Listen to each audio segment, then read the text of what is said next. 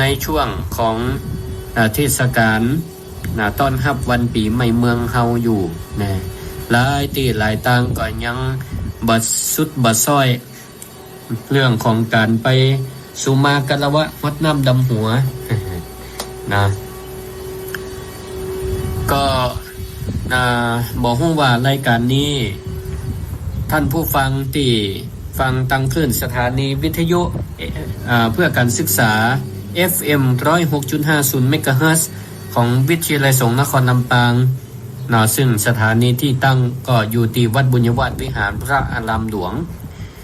คงจะได้ยินได้ฟังตะกี้ก็ต้องขออนุโมทนาขอบคุณครับ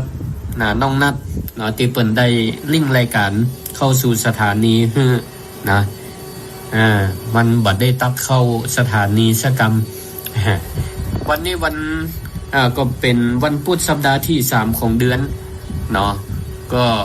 ได้รับมอบหมายให้ออกรายการตั้งขึ้นสถานีวิทยุ FM 106.50 เมกะเฮิรตซ์ตัวแล้วก็ลิงก์สัญญาณไปสู่คลื่นสีขาวเพื่อชาวประชาแต่ก็บ่มั่นใจว่าตอนนี้มันลิงก์ไปหรือยังเนาะ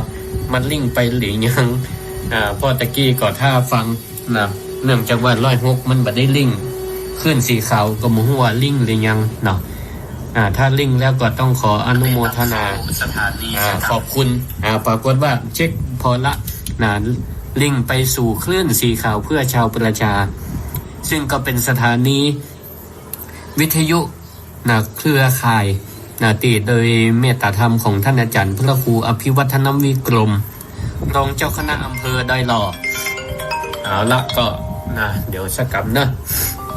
เจริญพรไม่สาเจ้าสวัสดีปีใหม่ปีใหม่ชัดเจนแล้วเนาะโทรมาแจ้งว่าได้ยินได้ฟังดีละเนาะดีละลำปางเฮาขอบคุณเนอะดีละที่เป็นมอนขอบคุณเจริญพรเนอะสาธุเดี๋ยวแม่ก็ไปไหนบอกใครได้แล้วเด้อยู่บ้านฟังแล้วกันตับเชนแล้วเอาบุญรักษาเดี๋ยววางไปเอวหาเด้อไปให้กำลังใจอยู่ดีมีสุขเจริญพรแม่เป็นกำลังใจเด้อขอบคุณเจริญพรเจริญพรทางเด้อทางครูอันนี้เวียงเวียงป่าเป้าชัดเจนดีแม่ขจารย์ขอบคุณมากก็ครับสาธุขึ้นสีขาวก็ชัดเจน106.5ชัดเจนดีศรัทธาโทรมาบอกแล้วขอบคุณที่เป็นมอนิเตอร์คอยเฝ้าฟังว่ารายการศิริธรรมกับเมืองโดยพระครูศิริธรรมบัณฑิตดังไปถึงไหนพ่องเนี่ยนะกี้ก็ป้อสมควรป่นเวียงป่าเป้าแม่ขจารย์อย่างป่นเนาะเป็นว่าชัดเจนดีนะแม่ขจารย์เรดิโอขอบคุณมากนะซึ่งก็ขึ้นสีขาวเพื่อชาวประชานี่ก็ท่านอาจารย์พระครูอภิวัตธนวิกรมเป็นว่ามีขึ้นสถานีเครือข่ายแห่งหลายสถานีตีเปิ่นหันความสำคัญของการเผยแพร่พระพุทธศาสนาไปสู่สถาญาติโยมตั้งขึ้นสถานีวิทยุเนาะสถาผู้เฒ่าผู้แก่อีป่อยแม่ตั้งหลายอยู่ตั้งบ้านตั้งจองนะเนี่ยอย่างตะกี้แม่น้อยบรรตะโทกเปิ้นก็ว่าไปไหนไกลบ่ค่อยได้ละเอาละก็ไปไหนบ่ได้ก็อยู่ฟังเนี่ย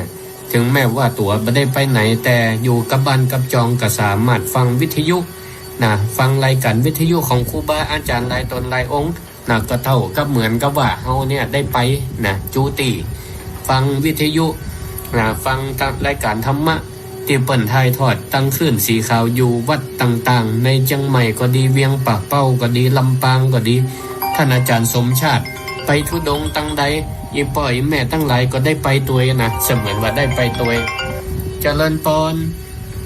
ราชการครับหลวงพ่อครับผมเชียงดาวเราคนนั้นออกอยู่ใช่ไหมครับออกอยู่ครับชัดเจนดีใช่ไหมครับ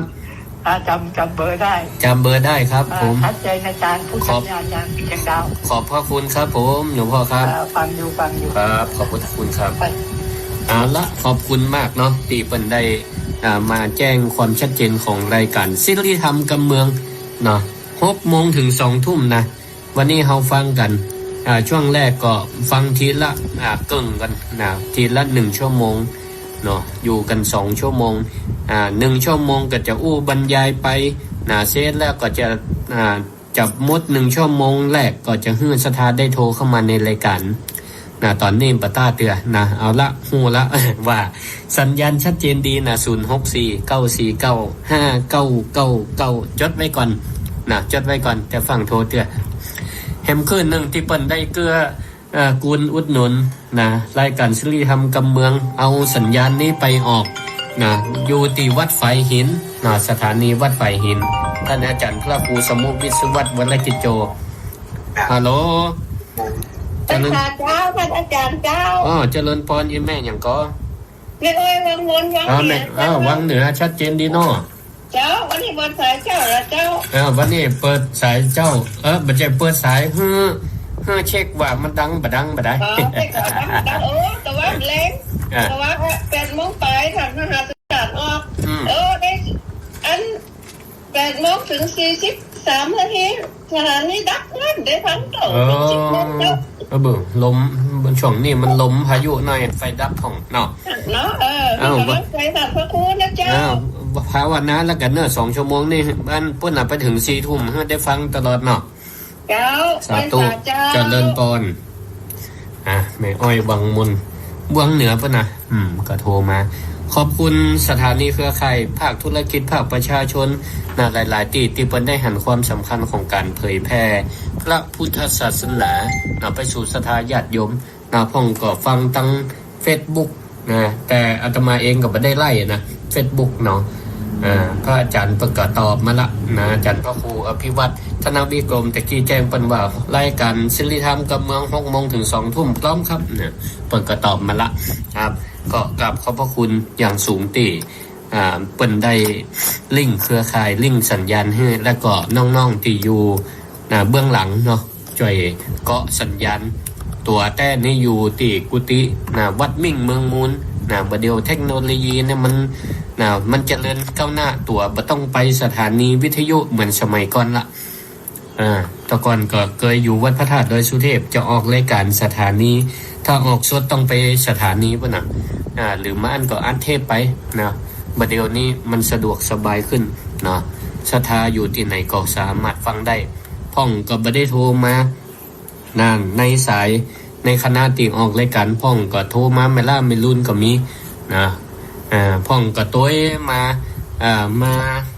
ดำหัวปีใหม่ก็มี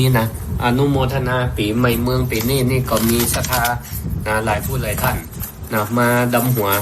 ในลำปางนี่ก็มีตังบ้านสีมวดเก้าอีแม่อย่างก็แม่บัวเย็นแม่บัวเย็นเป็นต้นแม่เย็นทำอุดมแม่คำน้อยมโนคำเก็บหน้า2นี้ไว้อยู่เอาไว้ประกาศอนุโมทนาแม่เกียงคำศิริวงศ์บ้านสีมวดเก้าและหลายๆแม่ที่ห้องก็ไม่ได้เขียนชื่อก็มีบอกแม่อย่างแม่บุญมีบุญสวัสดิ์บ้านสีมวดเก้าวันนั้นเปิดก็มาขี่รถเหมารถลากันมาดำหัวกันอนุโมทนาและนอกจากนั้นก็มีศรัทธาตั้งเมืองเงาวันนั้นตั้งบ้านอย่างก็ใกล้บ้านล่องเมืองเงานำโดยแม่ครูอาลีพันธ์ศรีวิริยะไมพร้อมท่านบริวารลูกหลานญาติมิตรปากันมาดำหัวก็ขออนุโมทนาขอบคุณติบได้ฟังรายการวิทยุก็มาป้ากันเหียที่นี่ผมก็ฟังก็เสียงผมก็ว่าตัวแต่นี่ก็กับเสียงมันคนละยังเสียงเท่าแต่เท่าว่าก็มีก็ช่วงเป็นช่วงปีใหม่หลายผู้หลายท่านก็ยังบ่สุดบ่ซอยเตื้อลูกหลานตันเต้ามาดำหัวปีใหม่ก็ยังมาแล้วแต่เตื้อผมก็ไปดำหัวปีใหม่ดำหัวผู้เฒ่าผู้แก่ครูบาอาจารย์พระสงฆ์องค์เจ้าปีใหม่ผ่านมาแล้วเฮาก็ศรัทธาญาติโยมทั้งหลายปีใหม่ก้าวเข้ามาก็เท่ากับว่าคำว่าปีใหม่ก็คือแต่ว่าปี1 ปี ข้าก้าวเข้ามาเพิ่มมันบวกเข้ามาแหม1 ปีนะเมื่อบวกเข้ากับอายุของเฮานะเฮาก็บวกไปแหม1 ปีนะนั่นก็หมายความว่าเฮานี่ก็มีอายุเพิ่มขึ้น1 ปีนะแต่เฮาบ่ได้ว่าเฮาแก่ แต่มันสัจธรรมเนาะสัจธรรมก็คือความแก่เฮาแก่ไม่แหม1 ปีแต่พ่องวัยรุ่นบัดเดียวเนี่ยนะบ่ใครคืออู้นะว่าแก่นี่นะพูดเบาๆก็เจ็บอีหรอว่ากันไปจัง แต่ความเป็นจริงเนาะมันจะไปปฏิเสธได้จะได้อายุเพิ่มอีกก็ได้บอกว่าแก่ แต่ทั้งนี้ทั้งนั้นศรัทธาญาติโยมทั้งหลายเนาะเฮาเนี่ยอายุเพิ่มขึ้นนะเฮาก็ควรให้มีอย่างที่มันเพิ่มขึ้นบ่ใจเพิ่มแต่อายุเนาะบ่ใจเพิ่มแต่อายุเพราะฉะนั้นความคิดความอ่านความคิดความเห็นนะเฮาก็ควรมีความคิดความเห็นที่มันเพิ่มขึ้นมีความรู้ธรรมะเพิ่มขึ้นฟังธรรมะจากครูบาอาจารย์แต่ละตนแต่ละองค์แต่ละวันแต่ละเวลาก็ได้ความคิดความเห็นความรู้ลักคิดก็ให้มันเพิ่มขึ้นเพื่อที่หยังวันเฮาได้ผ่านอย่างมาเนี่ยแต่ละปีเนี่ยก็ถือว่าเป็นประสบการณ์เป็นครูของเฮาทั้งนั้นนะศรัทธาญาติโยมทั้งหลายมันมีกำนักปราชญ์ท่านหนึ่งเพิ่นบอกว่าปราชญ์คงจื้อเพิ่นบอกว่ามีคน2 คนเตียวมาหาเนี่ยนะเตียวเข้ามาเนี่ยคนหนึ่งเป็นคนดีคนหนึ่งเป็นคนเลวคนชั่วคนให้ทั้ง2 คนนี่ถือว่าเป็นครูบาอาจารย์ของข้าพเจ้าอีหล่ะคงจื้อเปิ้นว่าจีนะจะได้เป็นครูบาอาจารย์คนดีเปิ้นผ่านเข้ามาเปิ้นก็ให้เฮาเนี่ยได้เรียนรู้ได้ศึกษาพฤติกรรมก็ดีการกระทำของเปิ้นก็ดีที่เป็นประโยชน์เนาะบ่สร้างความเดือดร้อนให้ตัวเก่าและคนอื่นก็ถือว่าเป็นเนติแบบอย่างให้เฮานั่นได้เรียนได้รู้และก็ได้ประพฤติปฏิบัติตามถึงบ่ใจทั้งหมดของเปิ้นแต่เฮาก็เอามาประยุกต์ใช้ได้นี่ถือว่าเป็นครูของเฮาคนบ่ดีก็เหมือนกันศรัทธาญาติโยมทั้งหลายคงจื้อบอกว่าเมื่อเฮาได้มีโอกาสได้พบได้ปะได้พบได้ปะมันก็ต้องมีเนาะในชีวิตแห่งความเป็นจริงเฮาปะคนดีคนให้นี่ก็เป็นครูบาอาจารย์เฮาได้เหมือนกันก็คือสอนสอนเตือนบอกสอนให้เฮาว่าเปิ้นมาลักษณะจะอีเนี่ยมันบ่ดีเพราะนำมาซึ่งความเดือดร้อนให้กับตัวเขาเองและนำมาซึ่งความเดือดร้อนให้คนอื่นด้วยก็เหมือนกันถ้าเฮาเรียนแบบเปิ้นปฏิบัติตามเปิ้นมันก็จะเป็นเหมือนเปิ้นก็คือเฮาก็จะเป็นคนให้เป็นคนบ่ดีก็จะปาให้ตัวเดือดร้อนและก็คนอื่นก็เดือดร้อนไปด้วยเนี่ยข่าวตามสื่อต่างๆเฮาก็หันหลายอย่างหันทั้งติเปิ้นชื่นชมชื่นชมคนดีเฮาก็อนุโมทนามุทิตายกย่องสรรเสริญแล้วก็เอามาสอนลูกสอนหลานก็ได้มาปฏิบัติด้วยตัวเองก็ได้เนาะ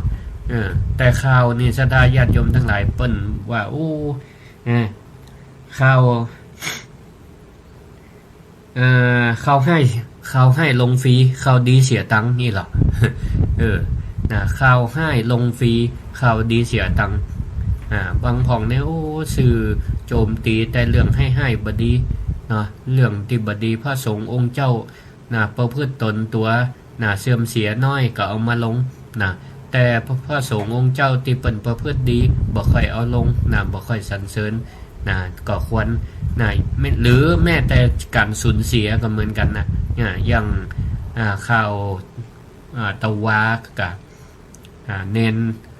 ภาคใต้เน้นน้อยออกบิณฑบาต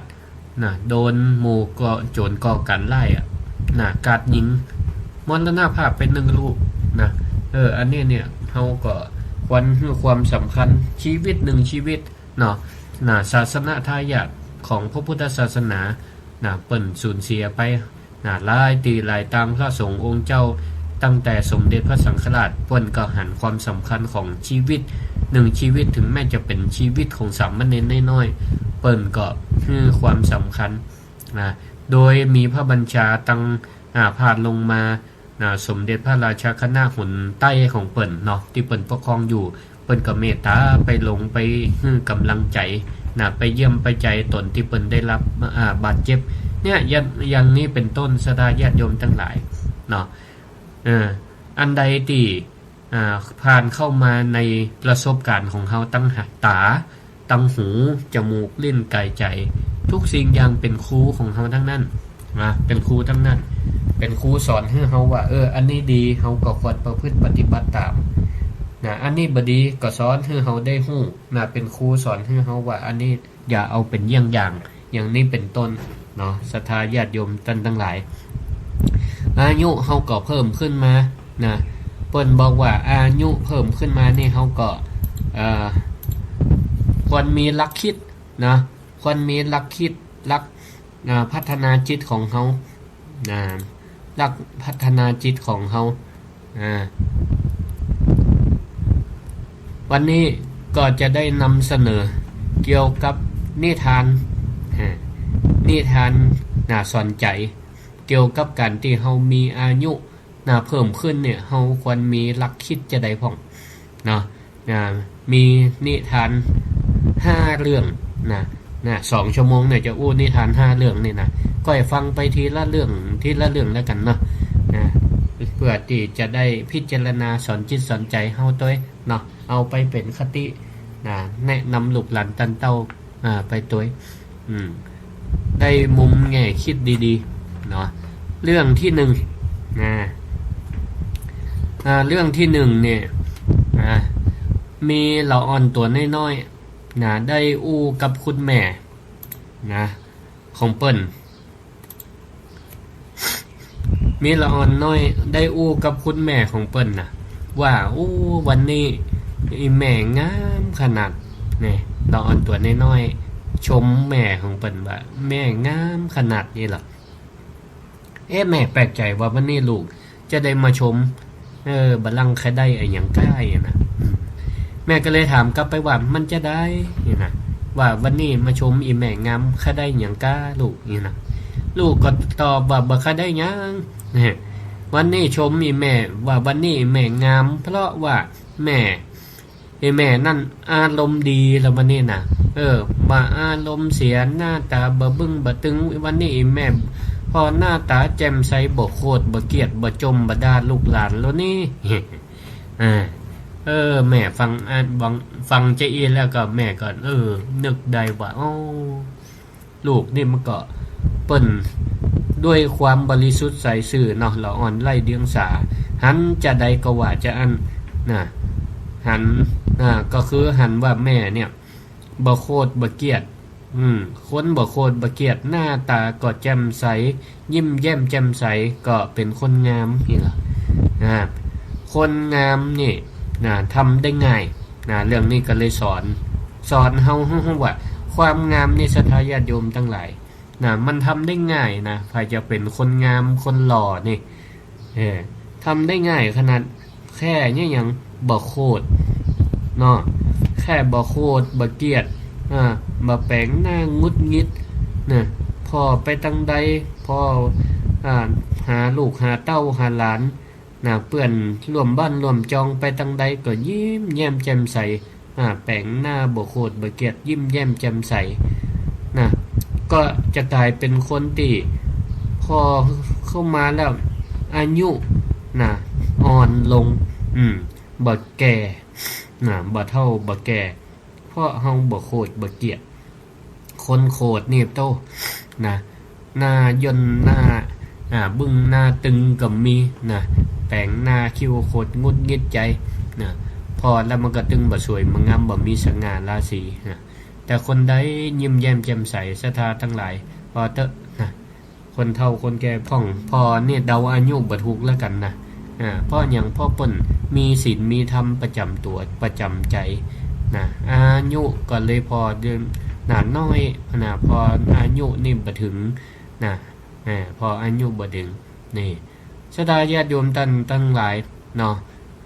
การที่เฮาเนี่ยจะฝึกคือเฮาเนี่ยเป็นคนคนหล่อคนงามก็ทำได้ง่ายประการที่1นี่ ก็คือบ่เฮาบ่แอวไปโคดฮื้อไผเป็นเคล็ดลับของคนหล่อคนงามคนโคดนี่มันเหมือนเป็นไฟเนี่ยเผาจิตเผาใจป้าจิตใจให้คนมัวโดยเฉพาะช่วงนี้กันหน้าห้อนเนาะหน้าห้อนนี่ใจจะไปห้อนแล้วกันเนาะหน้าตาก็จะไปบึ้งไปตึงจะไปคิ้วโคดจะไปงุดงิดใจจะไปให้มันห้อนไปกับอุณหภูมิที่มันเพิ่มขึ้นวันนี้นี่ก็อะละอยู่เหมือนกันนะออกไปตังนอกใน40กว่าองศานะใจจะไปขุ่นมัวหน้าตามันก็จะป้าให้บ่ผ่องใสบั่นทอนสุขภาพร่างกายและใจเนาะคนที่บ่โคตรง่ายจิตใจก็สงบเย็นส่งผลให้มีออร่าภาษาปัจจุบันคนผิวพรรณหน้าตาผ่องใสบ่คิ้วบ่โคตรหน้าตามีออร่ามีความเมตตาพอหน้าเข้าใกล้ตะวันนี่ก็ไปรวมงานเปิ่นเนาะที่วัดพระธรรมกายวันคุ้มครองโลกวันคุ้มครองโลกแล้วก็เป็นวันเกิดของหลวงพ่อเจ้าวาดปันโตยศรัทธาญาติโยมทั้งหลายผู้ไปร่วมงานพอหน้าศรัทธาญาติโยมที่ไปร่วมงานแต่งกายชุดขาวหน้าตาผ่องใสพิธีกรว่านำอย่างใดก็ว่าตามมีแต่กล่าวคำว่าสาธุสาธุเปิ้นปานั่งสมาธิกับหน้าตาผ่องใสบ่เขี้ยวบ่โคตรเป็นเจ้าอีเจริญปอนไม่จ้าพระคุณเจ้ากำลังออกรายการอยู่แม่ว่าได้รายการล่ะสาธุออกรายการเนี่ย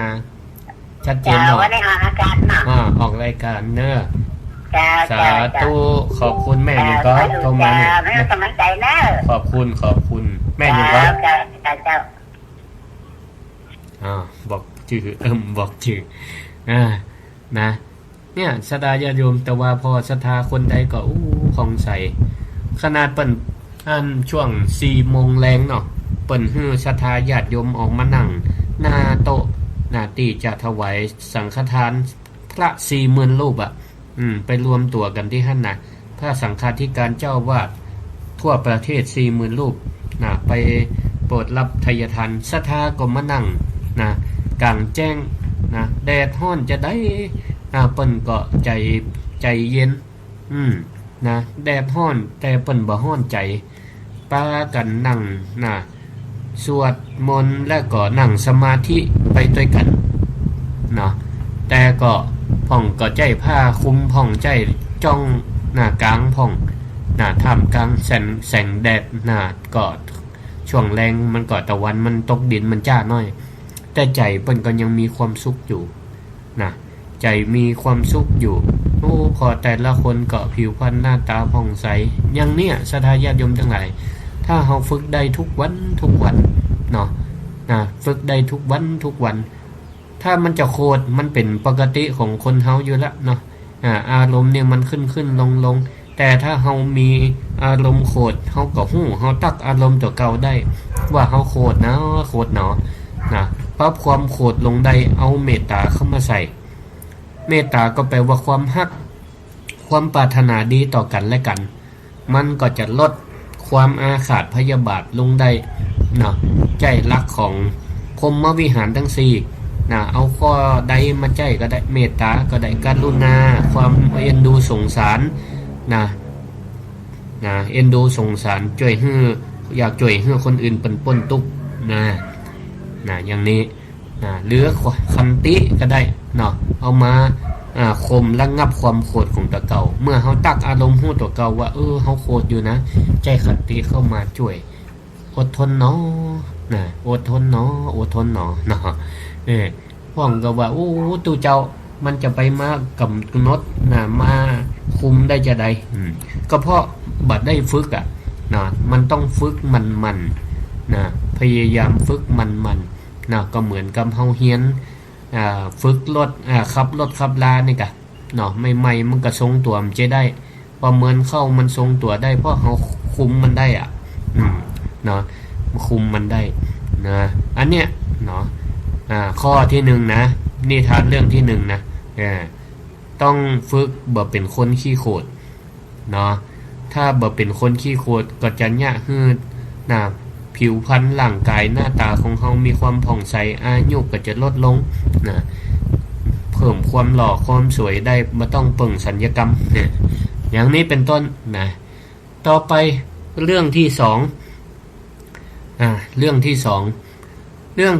นี่มีคนอยู่สองคนสดาญาติโยมทั้งหลายมีคนอยู่สองคนพิษกันนะพิษกันเถียงกันด้วยเรื่องอะไรอย่างคนหนึ่งบอกว่า3 คูณ 8เท่ากับเท่าใดคนแรกบอกว่าสดาญาติโยมคิดตัว3 คูณ 8ได้เท่าใด3 คูณ 8คนแรกบอกว่าได้24นะ3 คูณ 8ได้24ส่วนเปิ้นแห่งคนบอกว่าบ่ถูก3 คูณ 8ก็ต้องได้21นี่3 คูณ 8ต้องได้21เถียงกันอยู่วันค่ำไอ้คนหนึ่งบอกว่า24แห่งคนหนึ่งว่า3 คูณ 8ได้21หาข้อยุติบ่ได้ต้องหาคนกลางมาตัดสินก็เลยลากจุงแขนกันไ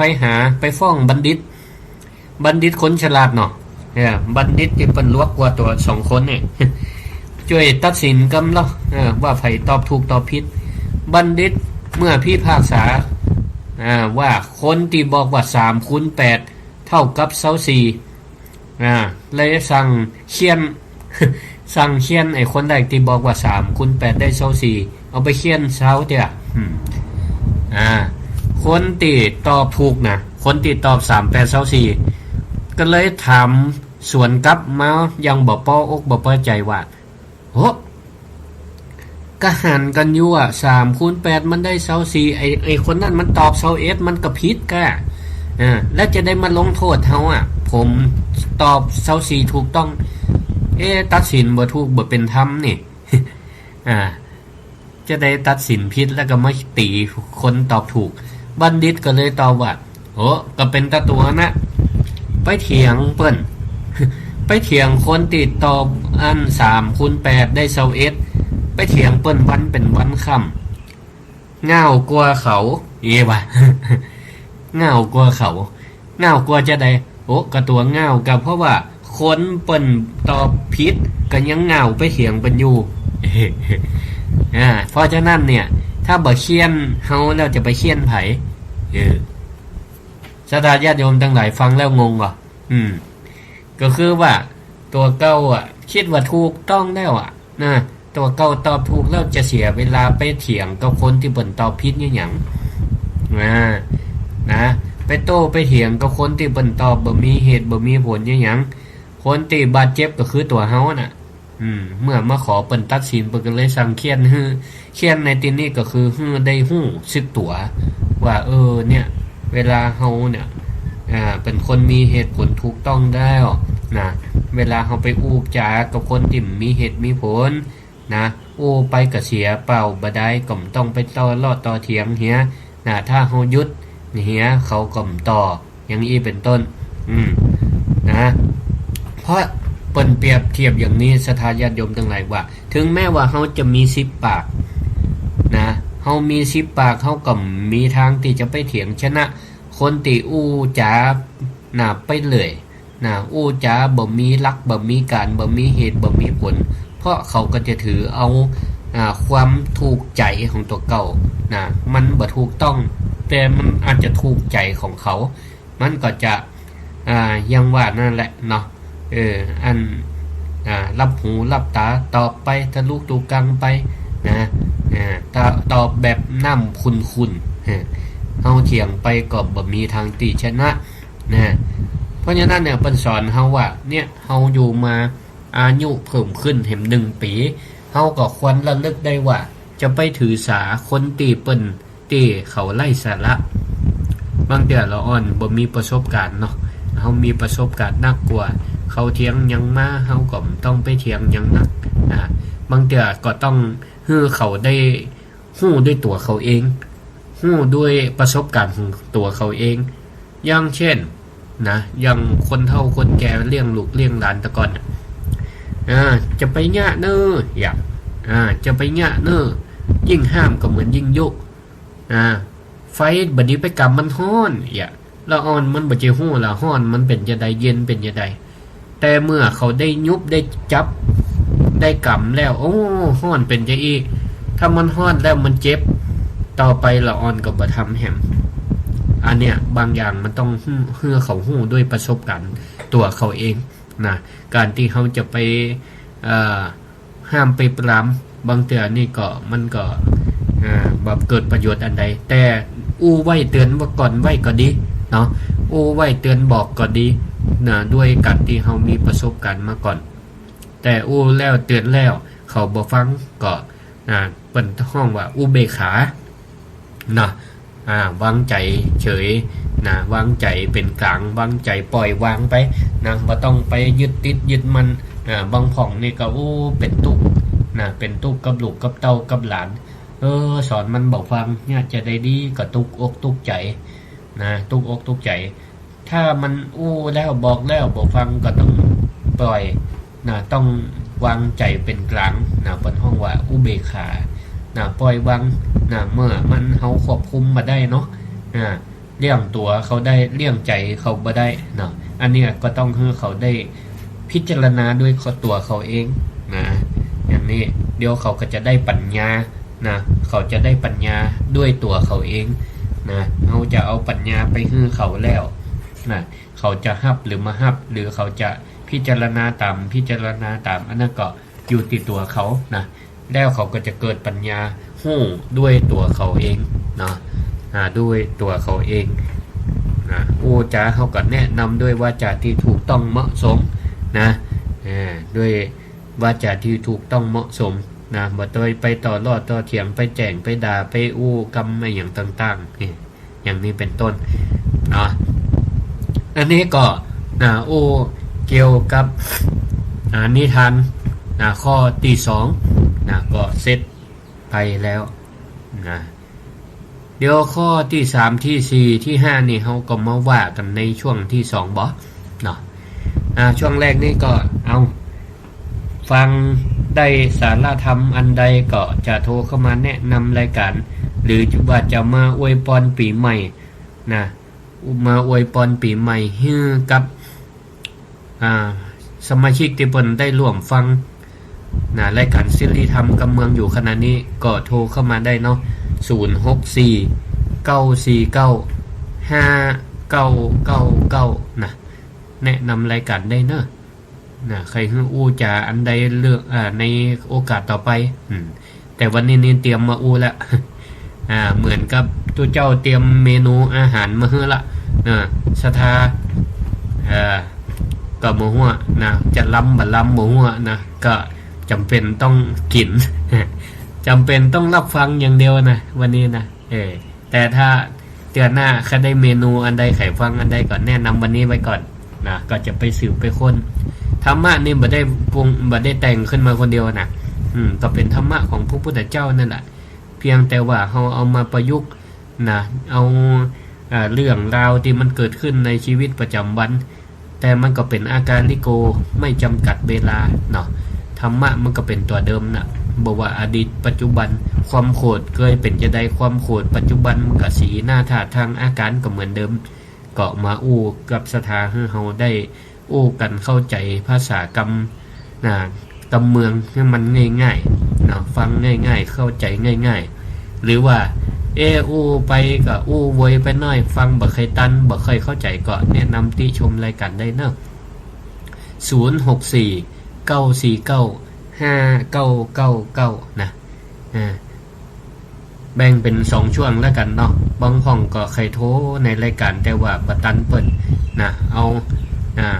ได้โทรรอบแรกแล้วก็เอาละเปิดโอกาสรอบ2ให้คนอื่นเพิ่นได้โทรต่อเองนะ064-949-5999นะรายการศิริธรรมกับเมืองครูศิริธรรมบัณฑิตนะวันนี้ก็เกี่ยวกับอายุนะของเฮาเนี่ยเพิ่มบวกขึ้นไปนะแต่ละปีเฮาควรจะเพิ่มมาอย่างพ่องนะ เพิ่มมาอย่างพ่องหรือว่าคงมาอย่างไว้เนาะอย่างข้อแรกตะกี้อายุเพิ่มขึ้นแต่ความโคตรจะไปให้มันเพิ่มเนาะพยายามลดความโคตรลงมันจะได้อายุก็จะได้วัยของเขามันจะได้ลดลงมันบ่เพิ่มไปตามอายุนะหน้าตาผ่องใสแจ่มใสนะบ่ต้องไปปึ่ง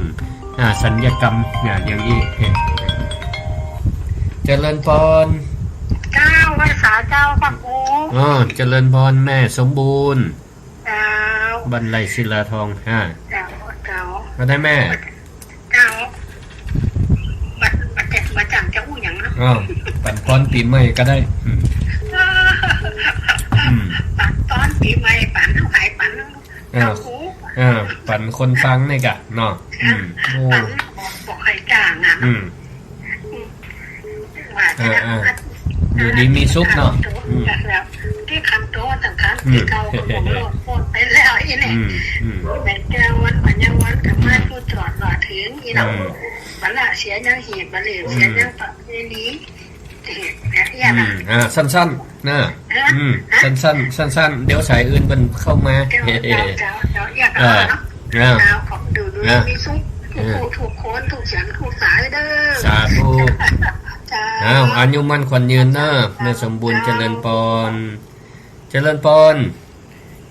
แม่เสียงยังไม่หายไม่อยากให้จังมาหายแล้วหายกะ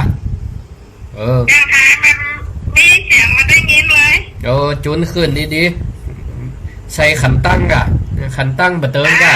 ขันตั้งบะเติงกะก็ว่าจันนั่นจำเสียงแม่ได้ได้ว่าลืมกันแล้วจำได้กะ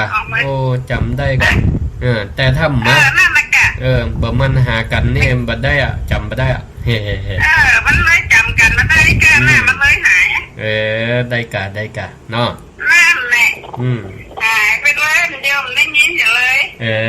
นี่เหรอวันนี้ได้ยินแล้วเหรอของของดีเหมือนมันก็ออกกันเตี้ยนะกะบางเตี้ยมันติดกันติดงานเนาะสาธุเนอะเสียงไม่แก้วหายไปละได้ยินแล้วเนอะอายุมันขวัญยืนเป็นว่าสัญญาณบดีว่าดีอยู่ก็หาสถานตั้งใดก็ตอนนี้โทรเข้ามาได้เนอะท่านเหรอสัญญาณดีกับวิทยุนี่ห่างดีบางทีมันเป็นฟ้าเป็นฝนบางทีก็อาจจะลมปัดขึ้นของเนาะก็จะไปฮื้อไฟมันดับแล้วกันเนาะเดี๋ยว2 ทุ่มนี่ก็จะไปงานศพอยู่เหมือนกันนะจะไปเตะงานศพอยู่ตอนนี้ก็อู้กันได้อยู่เนาะเจริญปอนสาช่างตัวเจ้าสลิติมาเด้อสาธุแม่ยังเป็นไรบ้านนั่งสังสายเจ้าฟังขึ้นได้แม่ขึ้นนั้นแม่ขัดจานมิเลโอแม่ขัดจานมิเลโอสาธุเจ้าขัดเจนดีเนอแม่เนอสาธุแม่ขอบคุณหลายๆอายุมันขวัญยืนสาธุขอบคุณเนอแม่อายุเท่าใดแม่ละ74สาธุดีละอายุมันขวัญยืนเนอเจริญปอนเจริญปอนมันเป็นสายข่าวเจริญปอนพ่อหลวงพ่อครับอาจารย์ครับผมอาจารย์สนิทกับอาจารย์มหาสมชาติไหมอาจารย์มหาสมชาติทำไมนะครับเก่งนะอาจารย์ผมจะบอกให้ไม่ธรรมดานะองค์นี้ครับผมว่าท่านปรารถนานิพพานนะเนี่ยใช่ถูกต้องผมฟังดูเนี่ยไม่ผิดแล้วก็ไปจริงด้วยอาจารย์สมชาติเนี่ยครับผมแต่เคยมาทุดงที่ปั๊มเฟืองมั้งครับโยมพิสมัยที่ทำว่าใครเครียดอยากจะบอกนะครับแกบอกฉันก็โทรคุยกันในเรื่องไอ้ทำว่าใครเครียดครับพอดีก็ว่าแกบอกก็จะมาทุดงทางปั๊มเฟืองปังโม่นี่มันถึงกันครับผมประมาณโลฝ่าครับเก่งนะอาจารย์สมชาติเนี่ยผมว่านักผลนิพพานเลยสาธุครับกล้าพูดเลยครับแกไม่มีอะไรแกพูดไปแล้วก็ไปเลยนะใช่ครับผมอื่นยังมีติดขัดอยู่ใช่พอการตายกิจยูโทที่เนี่ยตอนวัดไปครับ ครับ พระครูสมุเอื้อจิตโจวัดสายหินเขาเปิดมาวันนี้ก็เปิดมาครับผมครับองค์นี้ก็สำเร็จนะอาจารย์นะสาธุครับองค์ที่ว่าจิตติวโทเนี่ยครับคำพูดแล้วเราคำพูดเนี่ยมันไม่เหมือนคนอื่นนะครับเหมือนแต่ว่าความนึกคิดแล้วมันลึกๆอ่ะครับครับอาจารย์ตรงชาติที่เก่งนะครับเนี่ยครับผมว่าเก่งมากเลยครับผมชอบแกครับแต่พูดแล้วไปตรงไม่ได้แปะอะไรหรอกครับผมชอบทำบุญยิ่งใหญ่แกครับครับสาธุครับบรรยากาศนะอาจารย์ครับขอบคุณพ่อครับผมที่โทรมาครับบอกเขาได้บอกเขารู้จักผมครับผมครับท่านก็ครับท่านก็คงฟังอยู่ครับผมขอบคุณมากครับพ่อครับครับสาธุครับหลวงพ่อโทรมา2 รอบแล้ววันนี้สถาตะกี้ใส่ซ้อนโทรมาใหม่นะโทรเข้ามาได้ตอนนี้เปิดสายให้โทร064-949-5999รายการซิลีทำกับเมืองเจริญปนนมัสการเจ้าพระครูโยมแม่ศรีวันเนาะทำมานี่ช่วยได้ทุกอย่างนะว่าอาจารย์เนาะสาธุแม่นละช่วยได้ทุกอย่างเลยประยุกต์เอาเนาะต้องไปเกียรติแม่นแล้วจังแม่เนี่ยเป็นโรคไล่เนาะแม่ก็ปฏิปัวได้เกียรติเนาะเดี๋ยวแม่ดีขึ้นแล้วนั่นน่ะเอาธรรมะน่ะรักษาเนาะใจนี่สำคัญเนาะใจเฮาใจแต่เฮาต้องไปคิดอะไรเนาะมองเป็นกุศลไปมองในแง่ดีไว้ทำบุญไปอยากกินก็กินใจช่วยได้ทุกอย่างดีละไปที่โมมาตวาเนาะเนี่ยแม่ก็ทำมาเนี่ยแม่บ้านอย่างก็แม่ศรีวันอยู่บ้านอย่างก็แม่ฮัลโหล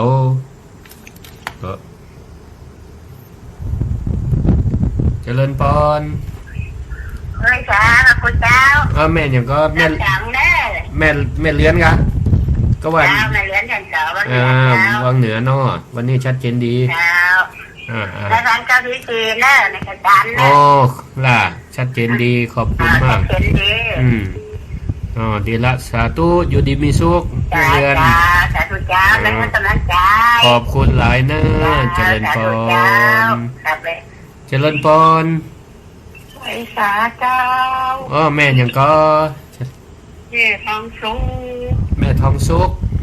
ตั้งใดแม่ท่าแม่ท่ากะยังแม่ตาละบ้านแม่ท่ากะเจ้าอันนี้เบอร์เอาเบอร์ไผ่เดิมมาโทรเปลี่ยนเบอร์ใหม่ล่ะก็ว่าสบายดีเนาะเจ้าสบายดีเจ้าสาธุปั่นป้อนได้ยินเสียงเหมือนเนาะแม่นละมีการมีงานยังพ่องเสียงเหมือนเดี๋ยวเราวันนี้ได้มาออกรายการเนาะสาธุขอบคุณนะแม่นะเจริญพรเนอะสาธุเจริญพรไว้สาเจ้าท่านละกันแม่ยังก็ไม่ล่าเวียงปะเป้าไม่แหงนี่เจ้าเวียงปะเป้าเนาะฟังขึ้นเนี่ยแม่ขึ้นเข้า10 ทีเจ้าของท่านแม่ขจารกะเจ้าแม่ขจารเจ้าสาธุชัดเจนดีเนาะเจ้าชัดเจนดีเข้าใจดีเนอะนะขอบคุณเนอะโทรมาครั้งแรกอะครั้งแรกเจ้าเข้าใจดีสาธุขอบคุณติดตามรายการขอบคุณเนอะอยู่ดีมีสุขเจริญพรขอบคุณทุกสายที่โทรเข้ามาเนาะก็เจียงไฮ้ก็โทรมาละเจียงใหม่เจียงดาวเนาะอำเภอฝางในหมู่ฮู้ได้ยินก็จะกูเตี้ยก็โยมกนกพิษจังไรมาบอกนะว่าฟังขึ้นน้ำบ่อชาวาเนาะวัดพระบาทอุดมนะวันนี้หมู่ฮู้แจ้งแจ้งมาแล้วนี่ในไลน์สาธุนะโยมว่าฟังอยู่เนอะตั้งนี้ฟังอยู่นุโมทนาสาธุ เพิ่นว่าได้พบได้ปะกับหลวงพ่อครูอุดมศิริทัตน์โอ้เพิ่นจังอันนั้นเพิ่นจังไปแอวดีนะ จังไปแอวทั้งพุ่นดีสาธุอาตมานี่บ่ค่อยได้ไปทางพุ่นนะไปทางวังน้อยพุ่นน่ะทางวิชาการนะอนุโมทนาโอ้หลายตีหลายตังเนี่ยได้ฟังละปูนทางบ้านโฮมมีไผโทรมาแต่ละทางห้วยต่องซักเนี่ยเนาะบ่ฮู้ว่าทางเมืองน่านแรงๆจะอีนี่เพิ่นได้ฟังก่อนนะแต่ถ้าดึกๆนี่2 ทุ่มถึง 4 ทุ่มนี่โพสต์ไปแถวตังเมืองน่านเมืองแป่เพิ่นเนาะขอบคุณที่โทรมาแนะนำรายการศิริธรรมกับเมืองนะเดี๋ยวก็จะพักเบรกสักหน่อยนึงแล้วก็ให้สถาได้ฟังเพลงขั้นรายการแล้วก็เดี๋ยวก็จะได้ประดีหนีไปตังใดแต่ในช่วงที่2 1 ทุ่มถึง 2 ทุ่มมาฟังนิทานแหม3 เรื่องนิทานสอนใจมีทั้งหมด5 เรื่องวันนี้ฉายหนัง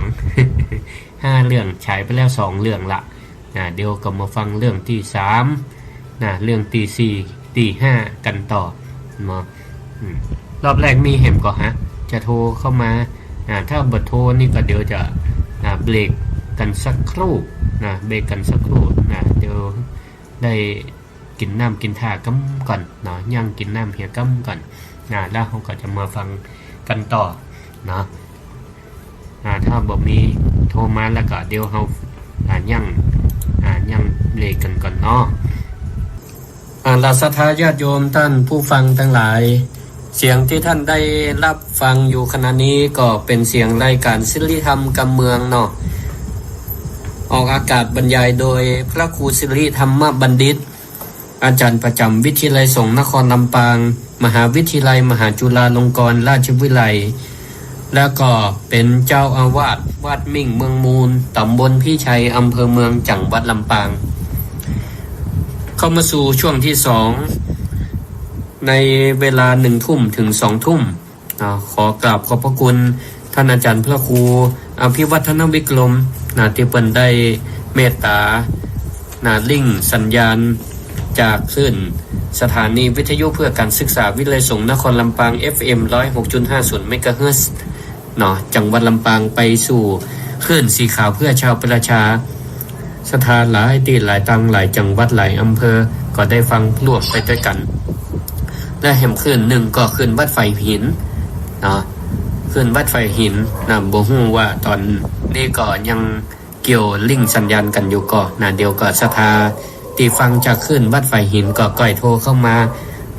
แนะนำรายการยืนยันกำเนิดว่าฟังคลื่นวัดไฟหินก็ตะกี้ได้อู้ได้จ๋าเกี่ยวกับว่าอายุของเฮาเนี่ยมันเพิ่มขึ้นมาในโอกาสปีใหม่อายุเพิ่มมาแหม1 ปีเฮาก็ ควรจะมีธรรมะเพิ่มขึ้นมีธรรมะมีหลักคิดในการเพิ่มขึ้นก็โดยตะกี้ได้อู้เกี่ยวกับนิทานไป2 เรื่องนิทานซึ่งมีคติสอนใจไป2 เรื่องแล้วต่อไปเข้ามาสู่เรื่องที่3เข้ามาสู่เรื่องที่3ก็เรื่องที่3นี่มีตัวละครอยู่2 คนหลวงตาหลวงตาเปิ้นก็ได้ถามลูกศิษย์ว่าเธอคิดว่าทองเม็ด1ดีกว่าหรือว่าดินกล่อง1ดีกว่า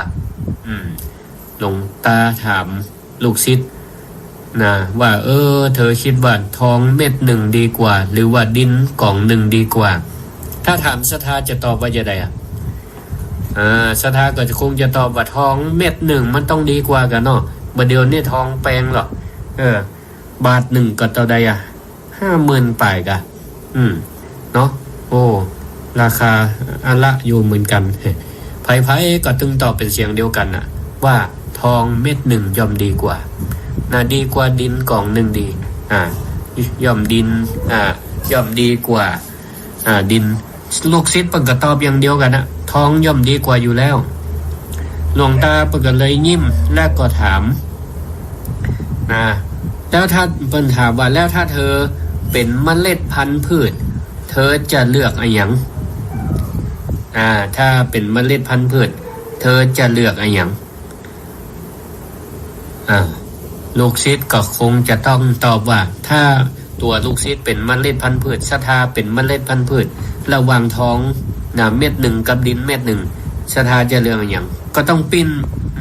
ว่าเลือกอะไรอย่างเลือกดินกันเนาะเพราะว่าเมล็ดพันธุ์พืชต้องการดินเพื่อที่จะเอามาเพาะปลูกเพิ่มการเจริญเติบโตส่วนคนก็ต้องเลือกเอาทองเพราะมันก็เป็นประโยชน์ในการดำเนินชีวิตเพราะของเรานี่มันเป็นของสมมุติว่าทองนี่มันเป็นของมีค่าสามารถแลกเปลี่ยนทรัพย์สิ่งของอะไรอย่างได้เขาก็เอามาประทังเลี้ยงชีวิตได้ข้อคิดในเรื่องนี้ศรัทธาญาติโยมทั้งหลายเขาก็ได้ข้อคิดว่าในโลกเนี่ยศรัทธาญาติโยมทั้งหลายมันเวลาเขาเอามาเปรียบเทียบกันนี่นะเปิ้นบอกว่ามันบ่มีอะไรอย่างที่ดีหรือแย่กว่ากันมันบ่มีในโลกนี้บ่มีอะไรอย่างที่ดีกว่าหรือแย่กว่าสิ่งที่ดีก็คือสิ่งที่มันเหมาะสมกับเราอายุนักแล้วเขาก็ต้องเลือกตามความเหมาะสมของเขามันเหรอมันบ่มีอะไรอย่างดีกว่าหรือมันมีอะไรอย่างแย่กว่าเติมวันนี้ศรัทธาญาติโยมทั้งหลายเวลาเขาจะเลือกเสื้อเลือกผ้ามาซื้อมาใส่เขาก็บ่คงบ่เลือกเสื้อผ้าของวัยรุ่นมาใส่ของเขาผู้สูงวัยจะไปใส่เสื้อผ้าละอ่อนมันก็พอดูแล้วมันก็บ่เปิง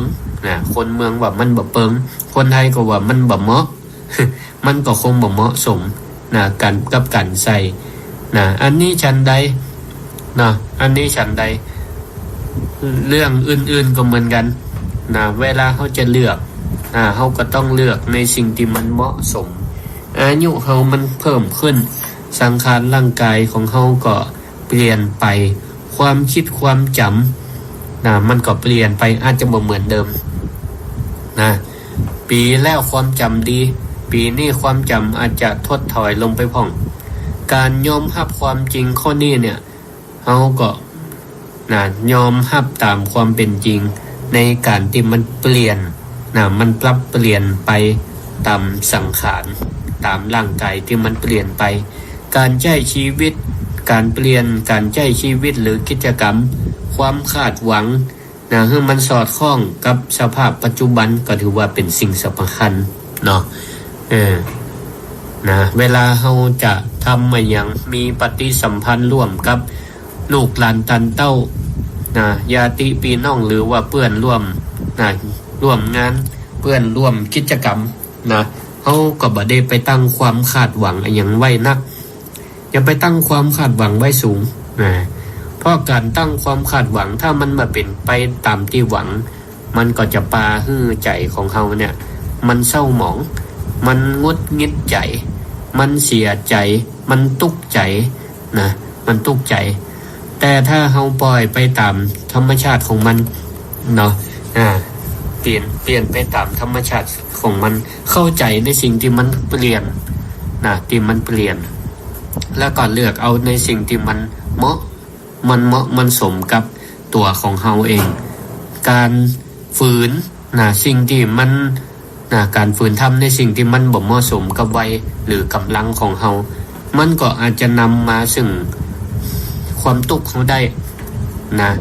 อย่างคนเฒ่าเนี่ยเราต้องฮู้กำลังของตัวเก่าฮู้กำลังตัวเก่าจะไปขึ้นก็ไม่ก็ตอกจะไปหานก็ไม่ก็ตอกหรือว่าจาก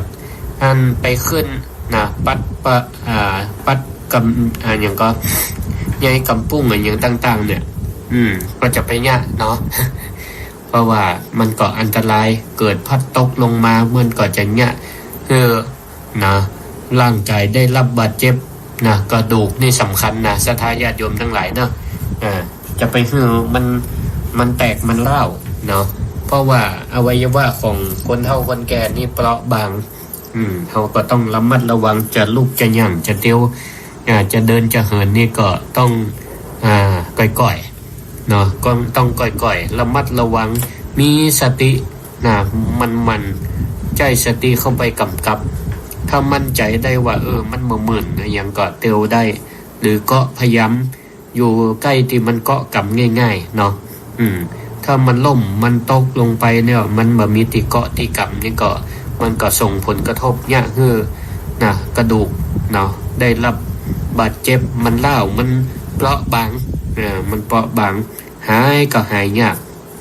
เนาะหายก็หายยากอันเนี้ยเขาก็ระมัดระวังเลือกทำในสิ่งที่มันเหมาะมันสมกับความพอดีของตัวเขาที่เขาได้ฟังนิทานไปตะกี้นะมันบ่มีไอ้อย่างดีที่สุดมันมีไอ้อย่างที่มันแย่ที่สุดมันเอาก็เลือกในสิ่งที่มันพอดีมันพอดีรักคำที่ได้ในเรื่องนี้ก็คือเขาเข้าใจในความบ่มเที่ยงแท้แน่นอนก็คืออนิจจังความบ่เที่ยงแท้แน่นอนของสังขารร่างกายจะไปเปรียบเทียบว่าปีที่แล้วมันยังแข็งแรงอยู่ปีนี้ก็ต้องแข็งแรงได้บันไดโรคภัยไข้เจ็บก็เหมือนกันเนาะปีนี้ปีแล้วสุขภาพดีปีนี้มันก็อาจจะมีพ่องแต่ถ้าเฮาฮู้เฮาก็ฮู้จักดูแลรักษาสุขภาพของตัวเก่าบ่ประมาทเนาะบ่ประมาทในการใช้ชีวิตฮู้จักประมาณตัวเก่าในการทำหน้าที่ในการทำการทำงานให้มันเหมาะมันสมกับสุขภาพร่างกายอายุของเฮาอายุของเฮาแต่การออกกำลังกายนี่ก็ถือว่าเป็นการบริหารร่างกายที่ดีเฮาสังเกตพอคนเฒ่าคนแก่ที่อายุมันขวัญยืนพ่องเปิ้นก็ยังเตียวเดินเหินได้ทำกันเพียวหญ้ายังได้อยู่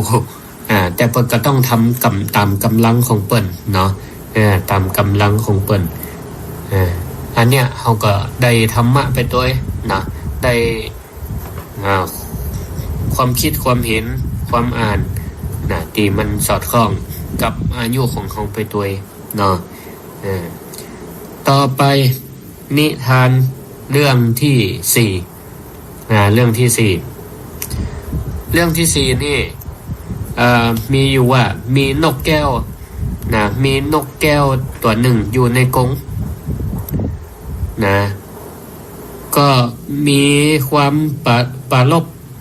ลบอูกับกากับกาดำตัวหนึ่งว่าเฮาอยู่นกที่อยู่ในภายนอกมันอย่างจังมีอิสระเสรีแต่ว่านกแก้วอยู่ในกรงเผยกับอีกาตัวหนึ่งว่าคนนกที่อยู่ภายนอกอย่างมาอิสระเสรีแต่ว่านกแก้วก็อิจฉาในความเสรีภาพของอีกาว่าจะบินจะไปทางใดก็ได้ตามใจปรารถนาส่วนอีกาก็เลยคิดตรงกันข้ามอิจฉานกแก้วนี่ว่าไปว่าเฮาเนี่ยอิจฉาตัวอยู่ในกรงสะดวกสบายถึงเวลาคนก็เอาเข้าเอาน้ำมาให้กินแล้วนกทั้งสองนี่ก็แลกเปลี่ยนสถานะกันแลกเปลี่ยนสถานะกันหมายความว่ากานี่ก็ขอเข้าไปอยู่ในกรงส่วนนกแก้วก็ขอบินออกไปข้างนอกแต่ว่าเจ้าของบ่เปิงใจเจ้าของบ่ชอบกาเข้าไปอยู่ในกรงนกแก้วก็บินออกไปปรากฏว่าเจ้าของบ่เปิงใจเพราะต้องสุดท้ายแล้วก็บ่เปิงใจจะได้บ่เอากล้วยบ่เอาอย่างมาให้กายบ่เอามาเลี้ยงเหมือนนกแก้วบ่เลี้ยงดูปูเสียเหมือนนกแก้วบ่เอาอาหารบ่เอาน้ำมาให้กินสุดท้ายกาก็ตายไปส่วนนกแก้วก็ได้รับอิสระเสรีโยกินอย่างสุขสบาย นะแต่บ่สามารถอยู่รอดปลอดภัยโดยลำพังเพราะโลกภายนอกก็มีบรรดาสัตว์ต่างๆนะเป็นศัตรูของแล้วก็ซอกว่าหากินกันลำบากโดนสัตว์ต่างๆลูกกินสุดท้ายนกแก้วก็ตายเหมือนกันนะก็หิวตายนะเรื่องนี้สอนให้ฮู้ว่าจะได้ศรัทธาญาติโยมทั้งหลายสอนให้ฮู้ว่าเฮาเนี่ยอย่าไปอิจฉาความสุขของคนอื่นสิ่งนั้นอาจจะบ่เหมาะกับตัวเฮาก็ได้เมื่อแก่ตัวลงเฮาก็บ่ดีเอาตัวไปเปรียบเทียบกับคนอื่นว่าพอ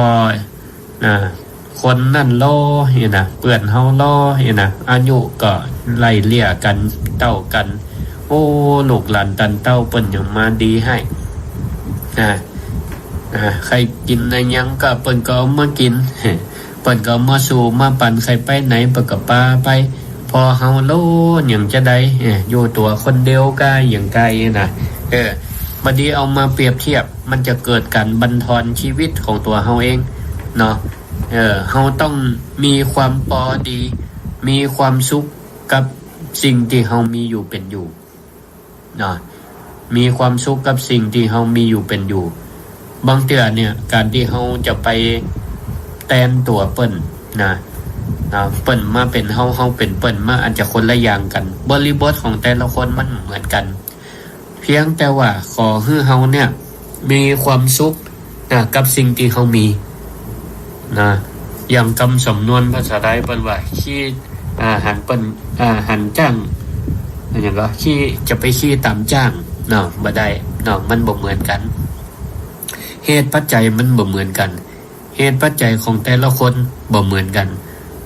บุญวาสนาของคนก็บ่เหมือนกันของเฮาก็มีบุญของเฮาอยู่เฮาก็ปึงใจพอใจในบุญของตัวเก่าที่มีอยู่เปิ้นอาจจะเหมือนเฮาก็ได้เปิ้นก็อาจจะขอให้เปิ้นจะอิจฉาชีวิตของเฮาก็ได้หรอกเพราะฉะนั้นเฮาก็ จงเปิ้งใจพอใจในสิ่งที่เฮามีอยู่เป็นอยู่เฮามีลูกคน2คนเฮาก็ฮักลูกฮักเต้าเสมอเหมือนลูกหลานหลายเปิ้นก็มีข้อแนะว่ามีความฮักเสมอเหมือนกันหมดอย่างนี้เป็นต้นเฮาก็บ่ไปอิจฉาความสุขของคนอื่น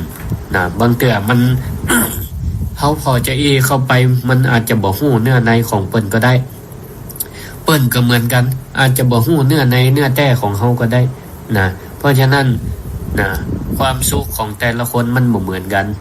เพราะฉะนั้นถ้าเฮาอยากให้จิตใจเฮามีความสุขก็ให้มีความพออกพอใจในสิ่งที่เฮามีอยู่เป็นอยู่พอใจในสิ่งที่เฮามีอยู่เป็นอยู่ธรรมะในเรื่องนี้ก็สอนให้เฮาว่าฝึกเป็นคนสันโดษมีความยินดีพอใจในสิ่งที่ตนมีดีใจในสิ่งที่ตนมีอยู่โดยความชอบธรรมฐานะของแต่ละคนอาจจะเหมือนกันฐานะมันบ่ได้บ่งบอกถึงความสุขฐานะดีจะมีความสุขนักกว่าก็บ่ใจบ่ใจฐานะเปิ้นบ่ดีเปิ้นอาจจะมีความสุขก็ได้เพราะฉะนั้นเฮาท่านทั้งหลายเฮามีความยินดีในสิ่งที่เฮามีอยู่ลูกหลานตันเต้าเฮามีกี่คนเฮาก็ยินดีในความมีอยู่ของเฮาห้องบ่มีเฮาก็เปิงใจยินดีในสิ่งที่เฮามีอยู่เปิ้นมีเฮาก็เปลี่ยนจากความขอยเปิ้นอิจฉาเปิ้นเฮาก็เปลี่ยนมุมใหม่เป็นมุทิตายินดีกับเปิ้นยินดีกับลูกหลานตันเต้าเปิ้นล้อมหน้าล้อมหลังปากันมาดูแลพ่อแม่เฮาก็ยินดีมุทิตาจิตยินดีกับเปิ้นใจเฮาก็มีความสุขกับเปิ้นมันก็ทำเปลี่ยนธรรมะจากความอิจฉาเป็นมุทิตาจากอิจฉาเป็นมุทิตายังเอี้ยกับปาคือใจเฮามีความสุขได้เหมือนกันศรัทธาญาติโยมทั้งหลายฝึกทำใจเอี้ยฝึกทำจิตทำใจของเฮา สุขหรือทุกข์อยู่ที่ใจไม่ใช่หรือเพราะใจถือจึงเป็นทุกข์ไม่สุขใสใจไม่ถือจึงเป็นสุขไม่ทุกข์ใจเราจะเลือกสิ่งใดความสุขหรือทุกข์นะมันก็